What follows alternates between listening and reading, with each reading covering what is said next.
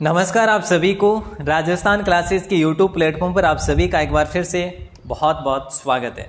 दोस्तों आप सभी को जैसा कि जानकारी है कि अपनी जो सीरीज चल रही है फिलहाल ये पिछले प्रश्न पत्र चल रहे हैं। जो भी एग्ज़ाम हुए हैं राजस्थान के, जो भी विभागों के एग्ज़ाम हुए हैं, जो भी भर्ती परीक्षाओं के एग्ज़ाम हुए, उन सब में जो जो क्वेश्चन आज तक पूछे गए वो अपन पढ़ रहे हैं फिलहाल।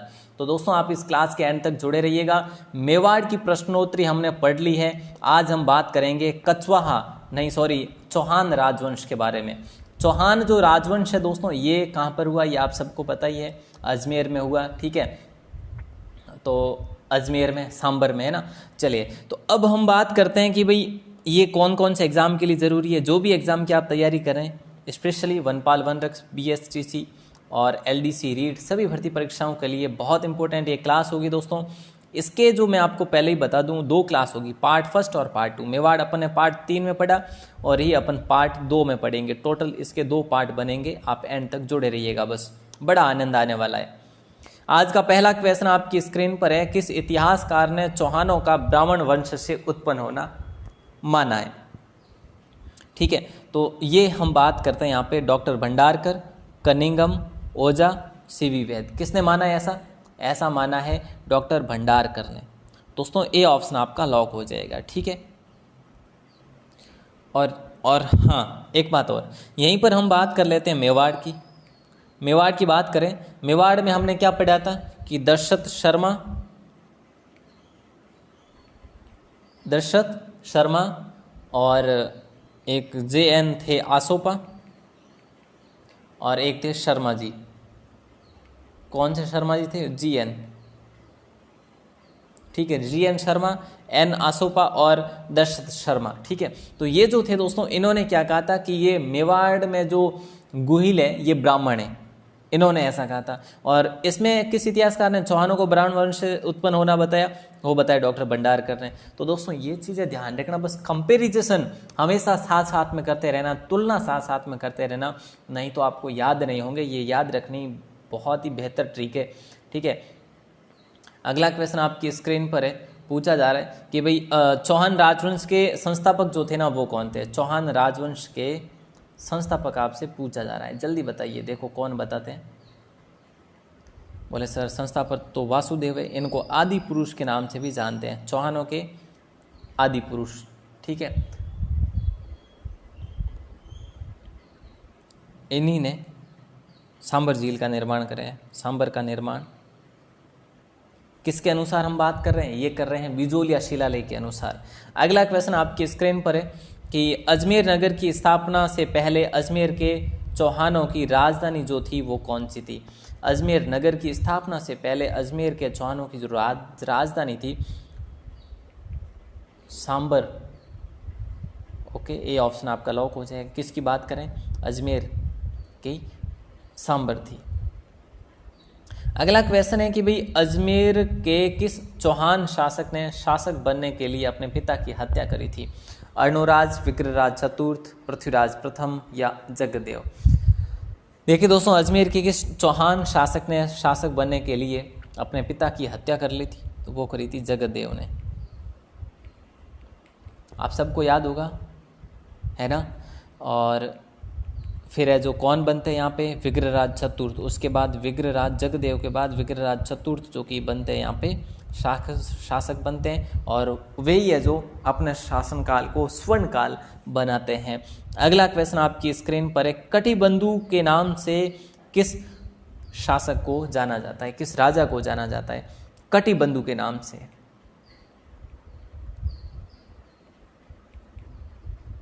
प्यारे दोस्तों देखिए, धारावर्ष, विग्रहराज चतुर्थ या कुंभा या राणा सांगा। हम क्या पढ़ रहे हैं आज? चौहान पढ़ रहे हैं। तो चौहानों में अगर पढ़ रहे हैं तो फिर चौहान तो एक ही है ना, इसमें भी एक है और क्वेश्चन में भी एक ही था। उस समय तो बड़ा इजी था ये क्वेश्चन करने में, लेकिन काफ़ी ने गलत भी किया होगा।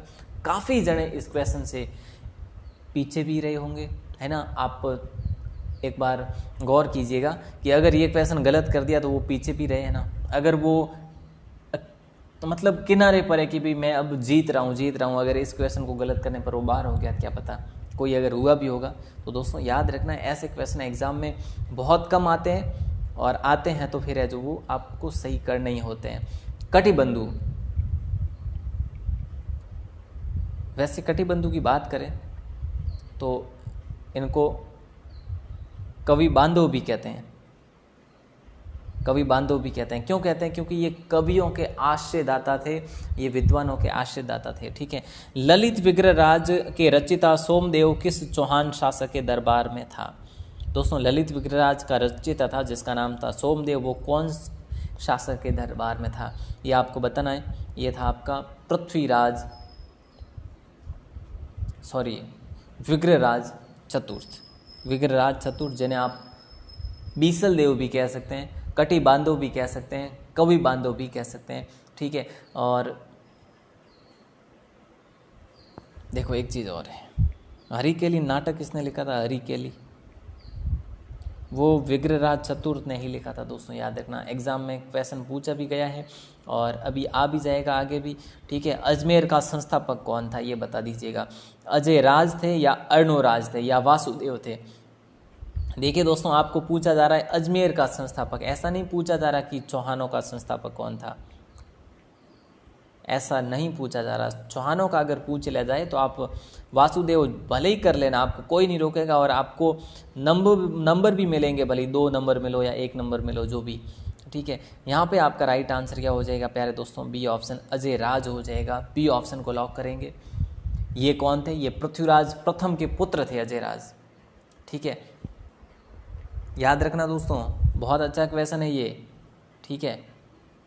अगला क्वेश्चन आपकी स्क्रीन पर है। किस चाहमान शासक ने 12वीं शताब्दी ईस्वी में बीसलपुर की स्थापना करी थी? बीसलपुर की स्थापना किसने की थी? सीधी सीधी बात है, इतना ही आपको बताना है।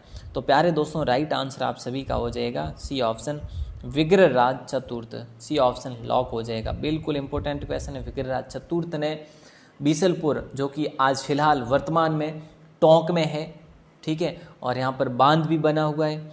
बीसलपुर बांध उस समय भी बनाया था, लेकिन उसको पुनर्निर्मित करके बीसल सागर बांध का निर्माण अभी हो रखा है। वैसे मतलब इनके काल को स्वर्ण काल आप कहेंगे तो कोई अतिशयोक्ति नहीं होगी, और कहते भी हैं। अगला क्वेश्चन 9 नंबर है, पूछा जा रहा है निम्नलिखित में से कौन सा काल जो है अजय राज से संबंधित है? अजय राज वही है क्या सर जिन्होंने अजमेर की स्थापना करी? हाँ जी वही है। इसका मतलब 1305 हो जाएगा। हो जाएगा? नहीं सर,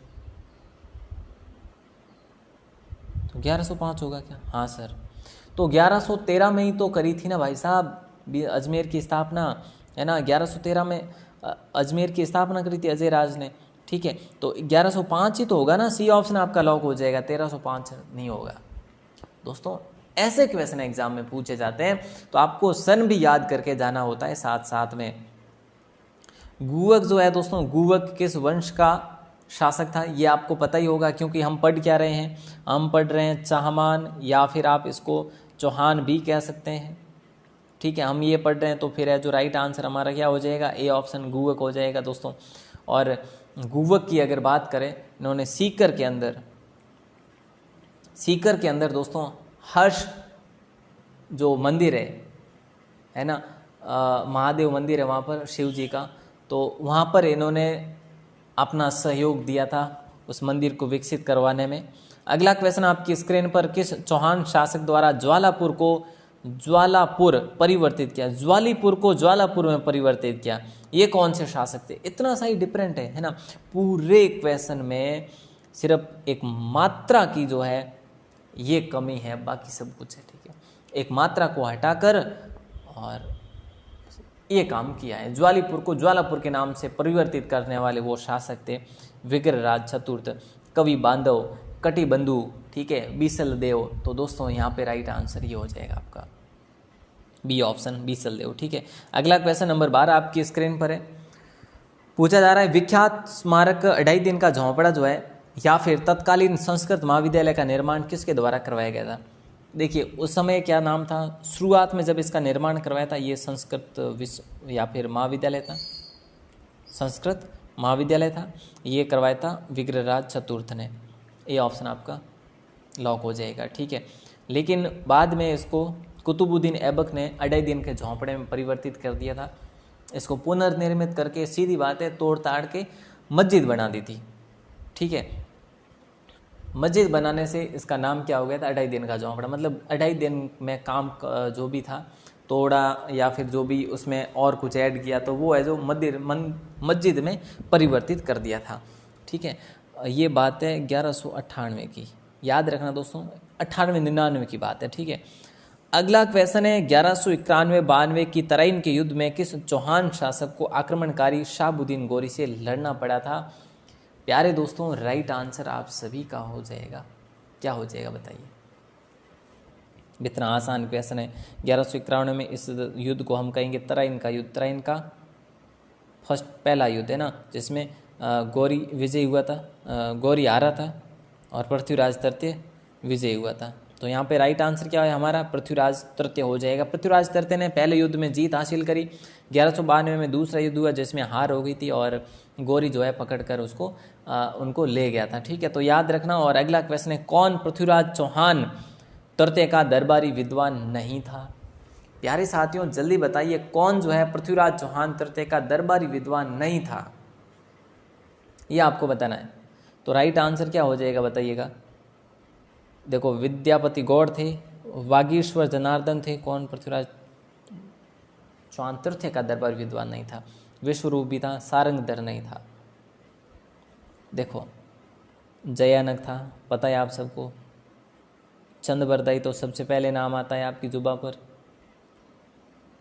जनार्दन भी नाम आता है आपकी जुबा पर। आशाधर भी नाम आता है। विद्यापति गौड़ भी नाम आता है। वागीश्वर जनार्दन है ही है। विश्वरूप भी नाम आता है। ठीक है, पृथ्वी भट्ट भी नाम आता है। तो ये सारे पृथ्वीराज चौहान तृतीय के दरबारी कवि थे। सूफी संत ख्वाजा मोइनुद्दीन चिश्ती के शासनकाल में राजस्थान आए थे। किसके शासनकाल में आए थे? पृथ्वीराज चौहान तृतीय, महाराणा प्रताप, राणा सांगा, राणा कुंभा।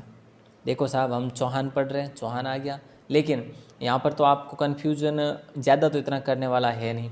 थोड़ा सा भी अगर आपको याद हो ना कि प्रताप, सांगा और कुंभा ये तो काफ़ी अभी के हैं और आए कहाँ थे कि भाई अजमेर में आए थे, तो फिर अजमेर के पृथ्वीराज चौहान के बारे में पूछा जा रहा होगा। अजमेर से तो ये एक ही है। थोड़ा सा लॉजिक भी वहाँ पर लगाना होता है प्यारे दोस्तों, गलत ना करने के। और अगला क्वेश्चन आपकी स्क्रीन पर है, चौहानों की रणथंभौर शाखा का प्रवर्तक जो था वो कौन था। दोस्तों शुरू में ही आप जुड़ लीजिए करें, मतलब कि आप टाइम पर ही जुड़ें ताकि आपको क्लास में कोई क्वेश्चन मिस ना हो आपका, है ना।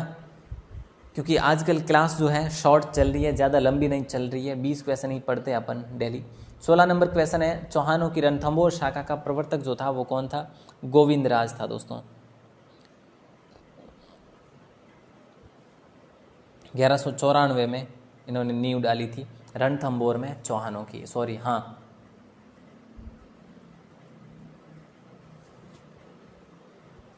ठीक है। अगला क्वेश्चन आपकी स्क्रीन पर है कि रणथंभौर के शासक अमीर चौहान की किस वर्ष दिल्ली में सुल्तान जलालुद्दीन खिलजी की सेना के साथ प्रथम बार मुठभेड़ हुई थी, ये आपको बताना है। अमीर चौहान के साथ दोस्तों ये हुई थी 1290 में। ये वेरी वेरी इंपॉर्टेंट क्वेश्चन है दोस्तों और एग्ज़ाम में पूछा भी गया है। ठीक है, ये जो हमें जानकारी मिलती बहुत कम किताबों में मिलती, लेकिन एग्ज़ाम में क्वेश्चन पूछा गया। झाइन के किले पर आक्रमण किया था जलालुद्दीन ने। ठीक है, और जलालुद्दीन के बाद में अलाउद्दीन खिलजी जो कि यहाँ के शासक बनते हैं। ठीक है, कहाँ के? दिल्ली के। तो याद रखना। अगला क्वेश्चन आपकी स्क्रीन पर है, किस चौहान शासक ने 1192 एडी में तराइन का युद्ध लड़ा था। तो सिंपल सा क्वेश्चन है, लेकिन ये देखो पहले जो पूछा गया था वो अलग फॉर्मेट में था और ये जो है ये अलग फॉर्मेट में है। बस इतना सा अंतर है, बाकी कुछ नहीं। पृथ्वीराज चौहान तृतीय हो जाएगा। 1192 में हार हुई थी पृथ्वीराज चौहान की, गौरी जीत गया था। ठीक है, तो ये तो आप सबको पता ही है। अगला क्वेश्चन दे रहा हूँ दोस्तों, जिसका आंसर आपको देना है बाहर आके कमेंट सेक्शन में। अलाउद्दीन खिलजी ने रणथंभौर पर आक्रमण किया क्योंकि राणा की सेना सुदृढ़ थी, सुल्तान के विद्रोहियों को शरण थी। राणा ने युद्ध की पहल की, जलालुद्दीन ने आदेश दिया। ये क्यों हुआ था आखिर? प्यारे दोस्तों, बहुत ही इंपॉर्टेंट क्वेश्चन है और बहुत ही इजी क्वेश्चन है। ये एग्जाम में क्वेश्चन पूछा गया है। देखो, मेरे हर बार कहने की आवश्यकता नहीं है, जो भी अब सीरीज चल रही है ना, ये सारे एग्जाम्स में क्वेश्चन पूछे गए हैं और ये क्वेश्चन आपके लिए महती भूमिका निभाने वाले हैं। ये आप 100% विश्वास कीजिएगा, है ना। तो चलिए, इसका आंसर आपको देना है दोस्तों, और बाकी के अपन कल पढ़ते हैं। 15 मिनट कल भी देंगे आपको, ठीक है। तो आप सभी का दिल से बहुत बहुत शुक्रिया। इसकी PDF मैंने आपको जैसा कि बताया, कंप्लीट PDF मेवाड़ की आपको मिल गई होगी, है ना। इसकी कंप्लीट PDF आपको कब मिलेगी दोस्तों? सेकंड पार्ट आने के बाद में। तो आप राजस्थान क्लासेज वेबसाइट को विजिट ज़रूर करिएगा। वहाँ पर वनपाल वनरक्षक का कंप्लीट कोर्स दे रखा है। राजस्थान क्लासेज आप लिखते हैं तो आपको मिल जाएगी, ठीक है। गूगल में जाकर लिखना होता है। और अगर आप यहाँ पर पहली बार हो तो चैनल को सब्सक्राइब कीजिएगा और अपने मित्रों को शेयर करो कि वनपाल वनरक्षक के लिए और बाकी एग्जाम्स के लिए मोस्ट इंपोर्टेंट क्लासेज अभी फ़िलहाल अपनी चल रही है। बहुत बहुत धन्यवाद।